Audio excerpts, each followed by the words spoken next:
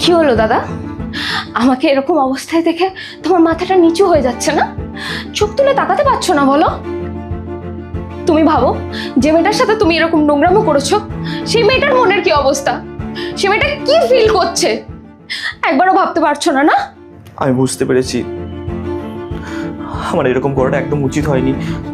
Please আমাকে ক্ষমা করে দে। সরি আমাকে না, তুমি যার সাথে এই নোংরামি কাজটা করেছো তাকে গিয়ে তোমার সরি বলা দরকার। তুমি সৌমিকে গিয়ে সরি বলো, আমাকে না। নেক্সট টাইম থেকে তোমার যদি এরকম নোংরা ভাবে কারোর দিকে তাকানোর ইচ্ছা হয় না, তাহলে তুমি তার আগে একবার আমার কথাটা ভেবে নিও। আর তারপরেও যদি তোমার এরকম করার ইচ্ছে হয়, তাহলে তুমি কোথাও গিয়ে ডুবে মরে যেও।